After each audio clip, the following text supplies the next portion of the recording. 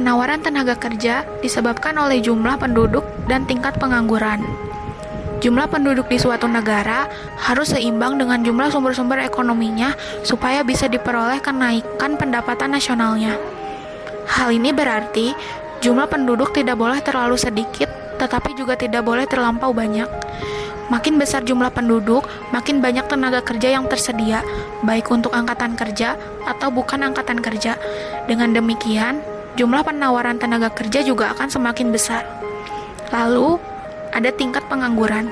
Tingkat pengangguran terjadi akibat dari kurangnya permintaan tenaga kerja perekonomian jika dibandingkan dengan jumlah pekerja yang menawarkan tenaga kerjanya pada tingkat upah dan harga yang sedang berlaku. Dapat disimpulkan bahwa jumlah penduduk dan tingkat pengangguran secara bersama-sama memiliki pengaruh nyata terhadap penawaran tenaga kerja di Indonesia.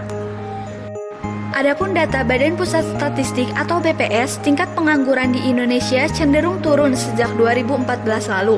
Namun, ada peningkatan pada 2021 karena efek pandemi COVID-19. Sayangnya, penurunan tingkat pengangguran tidak disertai peningkatan kualitas pekerjaan. Akibat dari hal tersebut, lapangan pekerjaan di sektor informal semakin melonjak.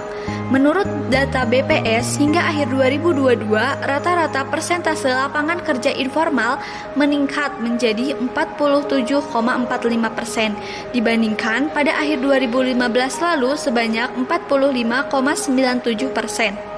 Selain itu, Badan Pusat Statistik atau BPS juga mencatat jumlah pekerja setengah pengangguran atau yang bekerja kurang dari 35 jam per minggu atau berstatus masih mencari pekerjaan mencapai 12 juta orang per Februari 2024. Angka ini tumbuh sekitar 2 juta orang atau naik 26,28% dibandingkan Februari 2023. Kemudian, penduduk Indonesia yang bekerja pada kegiatan informal tercatat 84 juta orang atau setara 59,17% dari total jumlah penduduk pekerja yang mencapai 142 juta orang per Februari 2024. Terbatasnya lapangan pekerjaan di Indonesia dan menariknya gaji atau upah bekerja di luar negeri telah mengakibatkan beramai-ramai orang dengan berbagai cara untuk pergi dan bekerja di luar wilayah negara Republik Indonesia. Adapun negara-negara luar negeri yang telah ditetapkan menjadi negara tujuan penempatan tertentu bagi pekerja migran Indonesia pada masa adaptasi kebiasaan baru atau new formal, yaitu Arab Saudi, Cina, Jepang, Singapura, Taiwan, Hong Kong, serta Malaysia.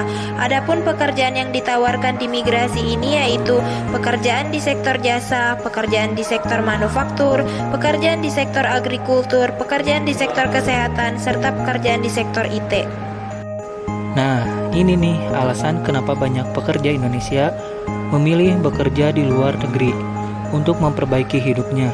Selain itu, banyak negara di dunia mengalami kekurangan tenaga kerja, sehingga membuka peluang bagi pekerja Indonesia untuk bekerja di luar negeri. Kekurangan tenaga kerja terjadi ketika para pekerja tidak berpartisipasi di pasar tenaga kerja untuk memenuhi permintaan. Apa saja sih faktor penyebab kekurangan tenaga kerja? Yang pertama, penuaan populasi. Populasi yang menua dapat terjadi karena semakin sedikit orang yang mempunyai anak, atau karena jumlah generasi muda yang pindah jauh lebih besar dibandingkan sebelumnya.